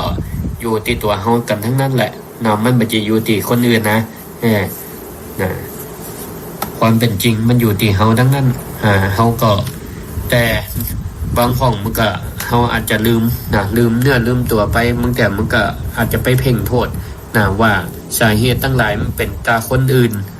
เกี่ยวเป็นตาคนอื่นทั้งนั้นนะแต่แท้ที่จริงมันก็ต้องอยู่ที่ตัวเฮาเนาะขออนุญาตกำเนิดเจริญพรสัญญาณหายค่ะบ่หายเดี๋ยวนี้เจ้ากำลังเปิดฟังประเดี๋ยวนี้เจ้าขาดทุนตะกี้เพิ่นโอ้ไปแล้วชั่วโมงไปล่ะเมาเนี่ยขนมกะอันไปบ้านนอกมาอย่างไปยาบ้านขนมบ้านนอกมาดีละก็ยังตันอยู่ก็ยังได้ฟังอยู่เนาะเปิ้นวันนี้ทันว่าน่าเข้าบ้านก่อนเลยตันได้ฟังอยู่นะต้องหามือไม่ได้โทรเหมือนนะยายน้อยว่าโทรไปได้เจ้าเลยมันต้องบอกเดี๋ยวยายน้อยมืออะไรสาธุขอบคุณนะที่โทรหากันเด้อแม่อ้อยเนอะเจริญพรอยู่ดีมีสุขนะสาธุเดี๋ยวเราฟังเรื่องต่อไปเจ้าขอบคุณนะสถาโทรเข้ามาสถาโทรเข้ามาตอนนี้ก็เวลา 19:24 นาทีเดี๋ยวก็อาจจะได้ออกก่อนรายการนะเดี๋ยวจะไปเต้นงานศพ 20:00 นนะแต่ก็จะอู้ไปเรื่อยๆเนาะอู้ไปเรื่อยๆก่อนตอนนี้ก็ในช่วงที่2นี่อู้มาแล้ว2เรื่องแล้วนะจะเข้าสู่เรื่องที่5ละแม่อ้อยยังโชคดีอยู่นะได้ตันฟังแฮมเรื่องอยู่เนาะนะต่อไปเรื่องต่อไปเรื่องที่5สุดท้ายละนะก็ครู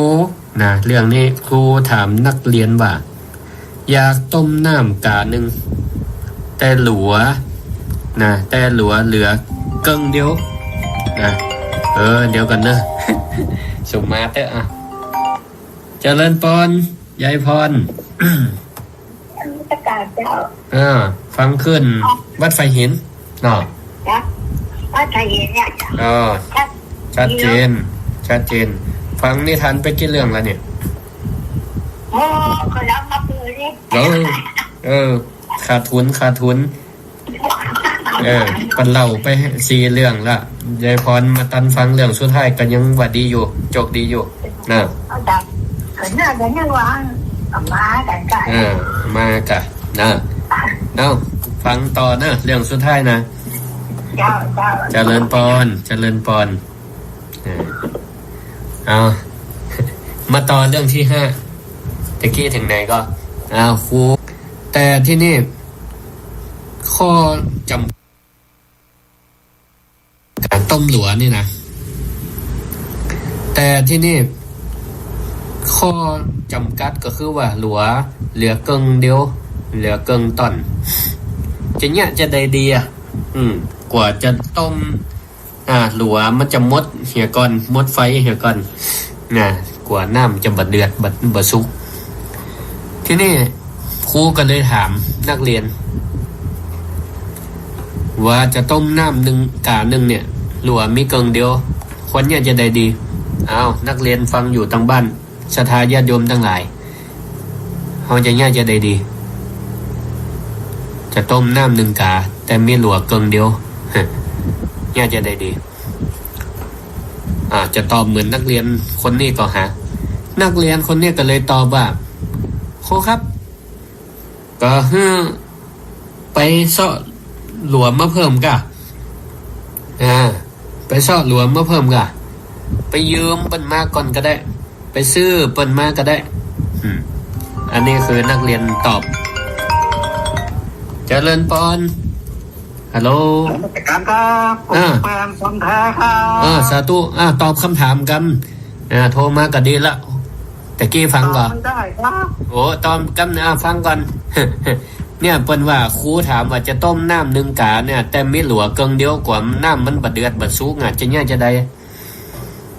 เนี่ยได้ดีป่ะโอ้อันนี้ก็ต้องงาน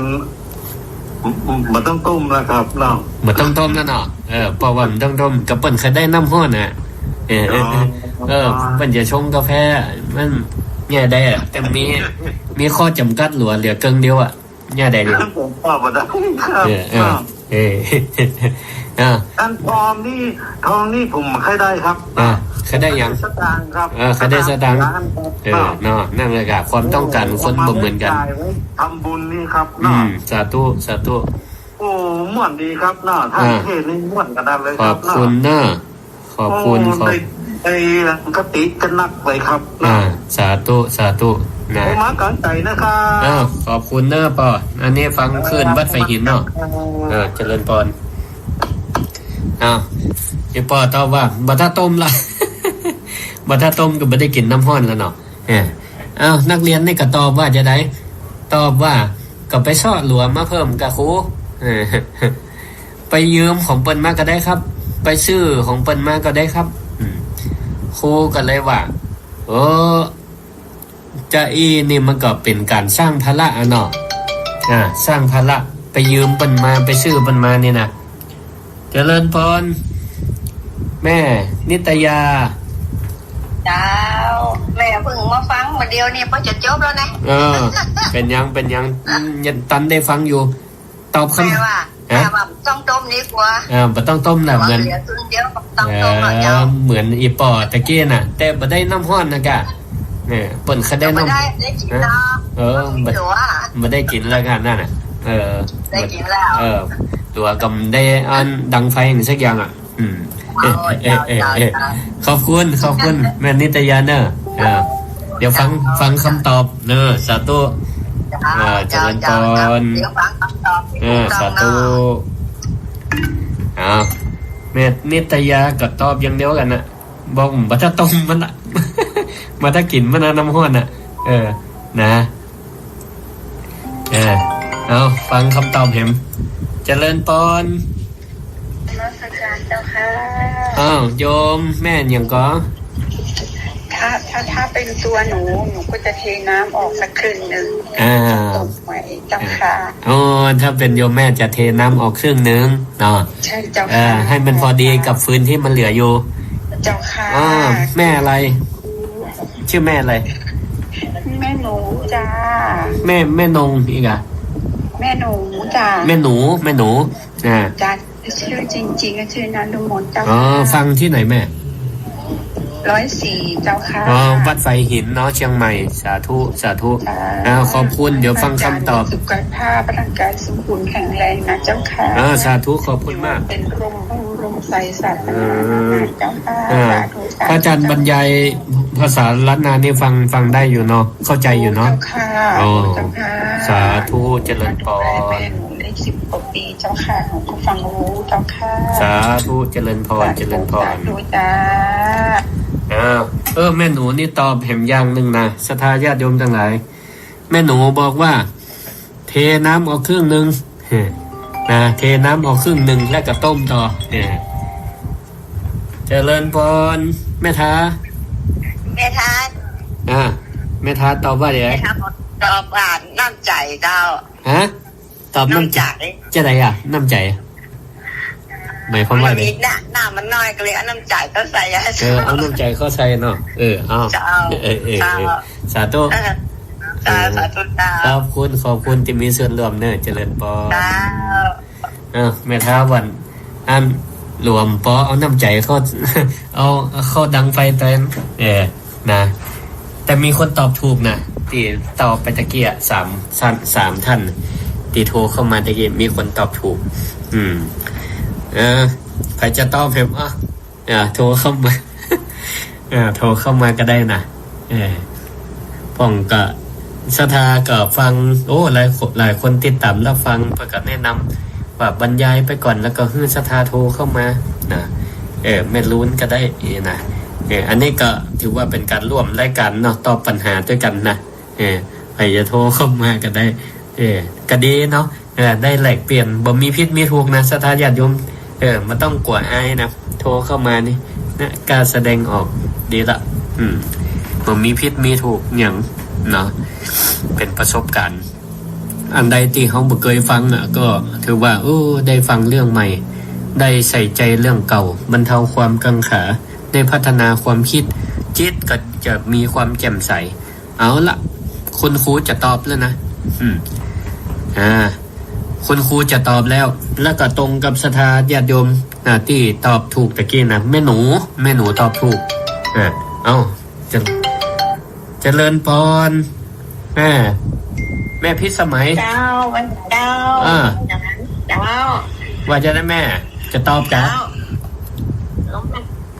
แม่จะฟังถ้าอาจารย์มันต้องค่าเหลืองแล้วเนาะแม่ละหลวงมันมีเขาต้มมากับเรื่องห่อนี่รถเจ้ามันกว่าน้ำมันจะบดเดียดนั่นกะน้ำมันน่ากะน้ำมันกะหนึ่งก่อนนะง่ายได้ดีเขาน้อยกันเนาะเอาก็เอาเกี่ยวเอาเขียนเนาะขาท่าน้อยเห็นดีเนาะแม่นเอาหนักไหลนะสาธุเจ้าขอบคุณเจ้ามาแล้วเจ้าดีมากฟังตั้งแต่ชั่วโมงแรกเนาะเจ้าแม่ฟังตลอดแม่คืนแม่ก็ฟังพระอาจารย์แล้วก็ปล่อยเปิ่นตีไก่เปิ่นฮ้อยเนาะแม่เจ้าแม่ก็ฟังที่คืนนั่นแหละสวทแหละเจ้าที่วันเสาร์นั่นแหละทุกวันเสาร์จะออกรายการธรรมะยามเช้าของสวทลำปางสาธุขอบคุณเนอะเจริญพรแม่พิสมัยก็ตอบถูกนะตอบถูกเหมือนกับแม่หนูก็คือครูประกาศว่า เธอจะไปเสาะภาระเพิ่มอย่างถ้าเธอบอกว่าถ้าหลัวปอก็ไปเสาะมาเพิ่มไปยืมเปิ่นมาแหมหรือว่าไปซื้อเปิ่นมามันก็เป็นการเพิ่มภาระเนาะกว่าจะไปหาหลัวมาเพิ่มมันก็บัดตันใจเนาะไปยืมเปิ่นมาก็จะเป็นหนี้หลัวเปิ่นไปซื้อมาก็จะเป็นการไปซ้อสตังค์มาซื้อแหมเนี่ยเป็นการเพิ่มภาระนี่เธอนักเรียนนี่ล่ะทำไมเธอบ่เอาน้ำออกเหียสักเกิงหนึ่งหลัวมันมีเต้าอี้คิดว่าถ้าเฮาใจน้ำเต็มกาเนี่ยมันบ่สุกแน่เฮาก็เทน้ำออกกะมันได้น้ำเดือดนี่มันได้ตันเต้ากับหลัวที่มันเหลืออยู่กะเอาหลัวเหลือเต้าอี้ควรจะใจน้ำปริมาณเท่าใดนี่ศรัทธาญาติโยมทั้งหลายนิทานเรื่องนี้สอนให้รู้ว่าจะใดมันบ่มีอย่างที่มันจะสมปรารถนาเฮาได้ทั้งหมดบางเทื่อเฮาตั้งกะเกณฑ์ไว้ว่าเฮาจะทำเจอีทำเจอีด้วยครัวด้วยปริมาณเท่าอีแต่เหตุปัจจัยของเฮาเนี่ยมันมีบ่ถึงเนาะมันมีบ่ถึงมันบ่สมดุลกันมันบ่สมดุลกันบางอย่างเขาก็ต้องยอมเสียสละเขาต้องยอมเสียสละอย่างลงไปพ่องการได้มาก็เหมือนกันอายุของเขามันนักขึ้นเขาก็อาจจะต้องเสียกำลังกายเสียพลังกายร่างกายของเขาอาจจะเรี่ยวแรงมันอาจจะทดถอยลงไปพ่องเมื่อเขาเสียกำลังเขาก็ยังได้ความสุขอยู่ตามอัตภาพที่เขามีเขาเป็นธรรมชาติของโลกเนาะบ่มีภัยที่จะได้ทุกสิ่งทุกอย่างตามที่ต้องการยิ่งเขามีอายุนักขึ้นมีข้อจำกัดมีข้อจำกัดในเรื่องร่างกายความจำมันอาจจะโทษถอยลงไปพ่องก็ต้องไปโทษสังขารร่างกายของตัวเก่าว่ามันบ่อยู่ในอำนาจของเขาตะอี้ก็จำบ่ได้อย่างนี้หรือว่าร่างกายตะอี้ก็ยังแบกยังกำบ่ได้เฮาบ่ไปโทษร่างกายของตัวเก่าการโทษร่างกายของตัวเก่าโทษไปมันก็บ่ได้หยังขึ้นมา แต่ถ้าเขามองมุมบวกมุมกลับว่าก็ดีละนะตีพันมาต้องขอบคุณสังขารร่างกายของเขาเนี่ยตอนนี้กำลังเฮงดีอยู่เขาก็ใจร่างกายเนี่ยทำประโยชน์ให้กับตัวเก่าเนาะแบกหามมาอย่างตั้งหลายเนี่ยเป็นประโยชน์ต่อตัวเก่าทั้งนั้นเนาะจะจิบจะวางจะเดินจะเหินจะอาบน้ำนะเพราะร่างกายจะเลินปอนขอโทษไปหาจำเนื้อแต่กี้มันได้ทั้งไปเกินชั่วโมงตามไปถึงชั่วโมงเด้อบ่ได้เดี๋ยวไปกินเวลาเปิ่นกะแต่มันได้ยินตะกี้ละกันนึกว่าแม่แก้วจะโทรมาอันอย่างก็จะมาสนับสนุนรางวัลที่เปิ่นตอบถูกอีกอะมันใจกะเอาเปิ่นมูนั่นเอาอย่ากะมาใจแม่แก้วเป็นเจ้าของรางวัลนะจะเป็นผู้สนับสนุนรางวัลอีกอะThis sound is processed by Stereo Tool. Go to stereotool.com. แม่พี่สมัยเปิ้นตอบถูกเอารางวัลอย่างเปิ้นน่ะจะพาจำขอให้แม่บอกให้แม่กันให้แม่เป็นนั่นเจ้าของรางวัลเด้อเดี๋ยวไปจวนไปจวนอีแม่เนี่ยนะลูกสาวเป็นเจ้าของรางวัลแม่ล้วนนะนั่นแม่เป็นสีแม่เป็นสีหน้ากับว่าโอ้มันหวังหน้าว่าเล่นมาได้เนอะสาธุกะเขามันได้ยิ้มกันหลายอาทิตย์ละหลายนี่ละก็ลืมจำเสียงกันพ้มได้ละเปิดน้องไปตั้งทีมติ๊กๆไปตั้งหน้าเป็นไปตั้งหลังเป็นโยมย่าตั้งหน้าเป็นไปล่ะจะว่าจะอันนี่แหละแม่น่ะปืนเขาทำเก่าว่าแต่นี่นะกับบลืมกันแล้วเนี่ยเม็ดแก้วโทรมาจำเสียงได้ดีอยู่เนี่ยบลืมกันลืมกันเนี่ยกันสาธุเจริญพรขอบคุณแม่แก้วเนี่ยเจริญพรอันนี้เป็นจังแซวกันเล่นดีนะศรัทธาคนฟังก็ไม่ต้องถือสารนะอันเนี้ยศรัทธาได้หมวนได้งั้นก็เป็นการสร้างความสุขให้เฮาเนาะจิตใจฟังไปเบิกบานมีความสุขเนาะไม่ต้องไปคิวไปโคดกันเนาะแต่ตะกี้ถึงว่าที่ผ่านมาร่างกายเขาแข็งแรงหน้าปีนี้วันนี้มันบางเตี่ยมันเลี้ยวแรงมันก็จะทดจะถอยไปพ่องเขาก็บ่ยึดมั่นถือมั่นเนาะก็ภูมิใจเอาเตอะว่าที่ผ่านมามันก็อาศัยสังขารร่างกายของเขาเนี่ยได้ประคับประคองได้ทำให้เขาเนี่ยสำเร็จในหน้าที่การงานตั้งหลายส่วนณตอนนี้มันมีแค่นี้เขาก็ต้องรู้จักประมาณของตัวเขาเองว่าเลี้ยวแรงเขามีแค่นี้เพราะฉะนั้นสิ่งที่เขาจะปรับก็ต้องปรับในอย่างอื่นที่มันเหมาะมันสมเลี้ยวแรงเขามีเต้าอี้เขาก็ต้องประเมินว่าแฮงของเขามีเต้าอี้มันเหมาะแก่การงานอันใดโยกของนักมันบ่ได้ละนะเดี๋ยวเอวมันลั่นเดี๋ยวกระดูกมันจะร้าวจะอักเสบเขาก็ต้องประเมินครัวที่เขาจะยกจะแบกจะหามการงานที่มันเกยเนี่ยแบบมันตุกๆแห้งๆเขาก็ลดลงให้มันเหมาะสมต้องปรับต้องเสียสละบางอย่างลดบางอย่างบางเตี่ยยกขวาปริมาณเต้าเอี้ยเตี่ยเดียวก็ยกไปได้ละเดี๋ยวรอบเดียวก็ได้ละแต่ตอนนี้เรี่ยวแรงเขามันลดลงเขาจะไปยกเตาเดิมก็ไม่ได้เขาก็ต้องเสียสละอาจจะเตียว2เตื่อ3เตื่อมาเตียวเอาควาน2รอบ3รอบก็ได้เนี่ยถ้าศรัทธาญาติโยมทั้งหลายเนาะจะคิดพิจารณาแล้วก็เสียสละบางสิ่งบางอย่างแล้วก็ให้มันเหมาะสมสมดุลหรือสิ่งที่เขาคาดหวังมันเป็นไปอย่างที่หวังเขาก็สละความยึดมั่นถือมั่นลงไปสละความยึดมั่นถือมั่นแล้วหันมาหาความสุขจากสิ่งเรียบง่ายที่เขาสามารถทำได้คือความสุขตั้งใจก็จะป้าให้เขาเนี่ยพบแต่ความสงบสุขตามสมควรแก่ฐานะของตนตามสภาพของตน บางพ่องก็โอ้ถึงวันนี้กุ้มกับเตียวหาหมอเฮาก็ปรับจิตปรับใจเอาเนาะก็ถือว่าเฮาได้ฮู้เหตุของตัวเก่าละว่ามันเป็นอะไรหยังเนาะฮู้ผลของตัวเก่าว่าสังขารเฮาเป็นอะไรหยังค้นหาสาเหตุได้ฮู้ว่ามันร่างกายมันบ่แข็งแรงเป็นเพราะอะไรหยังเฮาก็อยู่ใกล้หมอนะหมอเพิ่นก็จะได้แนะนำกันทำให้สุขภาพของเฮามันเหมือนเดิมหรือว่ามันเป็นปกติหรือมันสามารถใจการได้หรือบางอย่างมันต้องเสียสละอย่างที่ว่า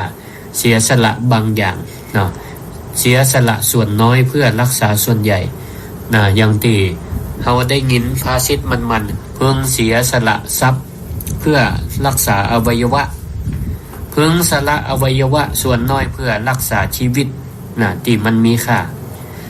เพิ่งสละชีวิตท้ายที่สุดแม่เฮาจะต้องสละชีวิตแต่เฮาก็รักษาธรรมะของเฮาไว้ว่าคุณงามความดีธรรมะที่เฮาเคยมีอยู่ความกตัญญูกตเวทีที่เฮายึดถือปฏิบัติอยู่ไผมาซื้อมาหาเฮือเลิกยะเลิกทำเฮาก็ยังมีความตั้งมั่นว่าเฮายังจะต้องรักษาธรรมะคุณงามความดีเอาไว้นี่อันนี้เปิ้นห้องว่าพึงรักษาธรรมพึงสละชีวิตเพื่อรักษาธรรมเอาไว้เนาะธรรมะในนิทานข้อนี้ก็ได้เรื่องของไตรลักษณ์เนาะอันนี้จังทุกขังอนัตตาเฮาก็ได้หัน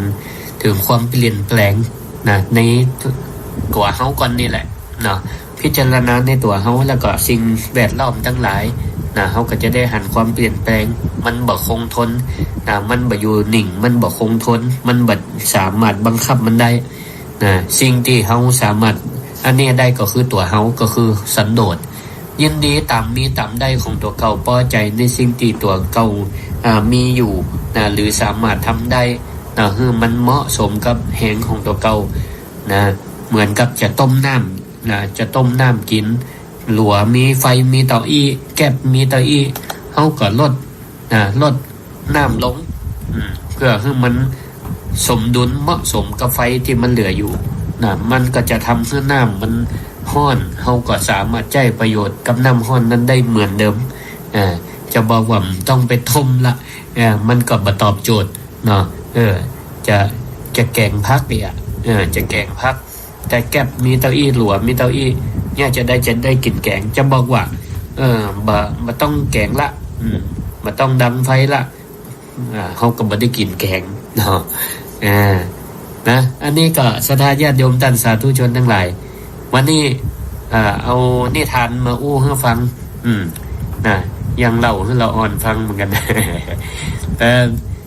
นิทานนี่มันก็แฝงไปด้วยคติธรรมคำสอนเนาะมาเล่ามาสู่เนาะมันได้ทุกวัยเนาะนิทานนี่นะเล่าได้สู่ทุกวัยก็ได้ข้อคิดอย่างพ่องเนาะก็คิดว่าคงเป็นประโยชน์กับศรัทธาท่านผู้ฟังที่อยู่ทั้งบ้านทั้งจองเนาะเอาแล้วก็เหลือเวลาเห็ม15นาทีก็ใครจะโทรเข้ามาแนะนำรายการก็โทรเข้ามาได้เนอะโทรเข้ามาได้รายการศิริธรรมกำเมืองโดยพระครูศิริธรรมบัณฑิตเจ้าวัดบ้านมิ่งเมืองมูลตำบลพิชัยอำเภอเมืองจังหวัดลำปาง064 949 5999พ่องก็บอกว่าได้ยินได้ฟังมื้อบางเตี่ยก็สุมาอภัยมันเวลามันบ่ตัดมันบ่เอื้ออำนวยแต่ก็ไปออกสถานีสวทลำปางคนลำปางก็อาจจะได้ฟังทุกวันเสาร์แม่เจ้าตี 5 ถึง 6 โมงเจ้าสวทลำปางบางเตี่ยก็ขึ้นวัดไฟหินปกลิ่งไปเหมือนกันท่านอาจารย์วิสุวัฒน์เปิ้นก็ให้เจ้าหน้าที่เปิ้นก็สัญญาณไว้ได้ยินเสียงรายการพระครูศิริธรรมบัณฑิตออกมาได้ประกอบก็ลิงก์ไปขอกราบขอบพระคุณในเมตตาธรรมของครูบาอาจารย์ทุกตนทุกองค์ที่ให้เวลารายการศิริธรรมกำเมืองได้ออกสู่ศรัทธาญาติโยมท่านผู้ฟัง064 949 5999ใครที่ยังบ่ได้โทรมารอบแรกรอบ2ก็โทรมาได้แฮมอยู่เนอะเอาเปิดสายวันนี้เล่าเรื่องนิทานไป5เรื่อง นะใครที่บ่ได้ฟังตั้งแต่ต้นก็จะทบทวนให้ฟังเรื่องแรกนี่ก็เกี่ยวกับนะเฮาบ่ไปไหลโคตรให้ไผนะเคล็ดลับของคนไข่หล่อไข่งามก็คือลดความโคตรลดความโคตรลดความโคตรได้เนี่ยความสวยความหล่อยังคงทนเหมือนเดิมมันต้องไปเปิ่งสัญญกรรมสัญญาแพทย์นะเรื่องที่สองการไปโต้เถียงกับคนที่บ่มีเหตุผลบางทีเนี่ยก็คนที่เจ็บก็คือเฮานะเจริญพรพ่อสมควรฟังอยู่สาธุขอบคุณแม่อันบางมุนเนี่ยเป็นคืออ้อมคืนเขา14ครับสาธุขอบคุณนะโอ้ว่าอันแม่เลี้ยงเสร็จ2อ่ะพังคือเขาสาธุคือมีเขานี่ของพังนะครับโอ้ดีมากใครบอกคือใครบอกใครบอกคือเบอร์โทรจ้าหน่อยขอบคุณได้เพราะว่าแม่ล่าแม่อ่างก็มีเนาะแม่ไล่สันซ้ายก็มีได้สาธุขอบคุณมากนะสาธุขอบคุณปอดสมควร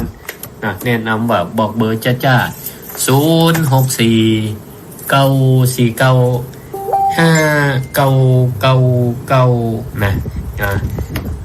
ตั้งหลุมตั้งหลังก็บอกว่าอันรถมารอฮับเป็นงานศพละนะขอบคุณสถานญาติโยมมีใครจะโทรเห็นก็จะถ้าบัดโทรแล้วก็เดี๋ยวถ้าจะได้เปิดอันเพลงทรงใต้เนาะรอไปจนถึงหมดรายการประมาณ10นาทีเนาะก็ต้องขอโอกาสกับสถานะไว้เพียงเท่าอีก่อนนะขอบคุณนะทุกท่านทุกคนที่โทรมาทุกสายโทรมาให้กำลังใจรายการศิลธรรมกับเมืองเขากลับมาพบมาปะในสัปดาห์ต่อๆไปเนอะบางเทีก็วันพักเวลา 4 โมงถึง 5 โมงแรงบางเทีถ้ามันไปเนี่ยการไปประชุมมันก็ไม่ได้ออกแต่วันพุธสัปดาห์ที่3ที่4ของเดือนวันพุธทุกวันพุธสัปดาห์ที่3ที่4ของเดือนก็ออกอยู่เจริญพรฟังอยู่แม่ยังฟังอยู่กนวัตการท่านเจริญพรแม่ยังก็เจ้าอันอยู่นิคมนะเจ้าไปฟังหันน้อยเดียวเพราะว่าตั้งข้างนี่เป็นมีงานไม่ใช่เจ้าเป็นกำลังใจให้ทันนะเจ้าหน้าขอบคุณเนอะสาธุขอบคุณนะชัดเจนดีเจ้าเจริญพรสาธุค่ะเจริญพรสาธุค่ะสาธุเนอะขอบคุณทุกสายอีแม่อันแม่ครัวลีพันธ์เปิ้นว่าอันเวลาได้ปั่นปอนของเนอนะก็ขออำนาจคุณพระศรีรัตนตรัยอำนวยอวยพรให้ศรัทธาคนฟังทุกคู่ทุกท่านที่อยู่ตังบันตังจองฟังอยู่ทุกที่ทุกตังจงมีความสุขความเจริญด้วยอายุมั่นขวัญยืนวรรณะผิวพรรณผ่องใสสุขะก็ขอให้มีความสุขตั้งกายและใจพระมีพระนามัยแข็งแรงปลอดภัยจากโรคภัยไข้เจ็บให้มากล้าขึ้นไล่หล่องตองบ้านแค่วขัดปลอดภัยเหมือนกันทุกท่านทุกคนเตือน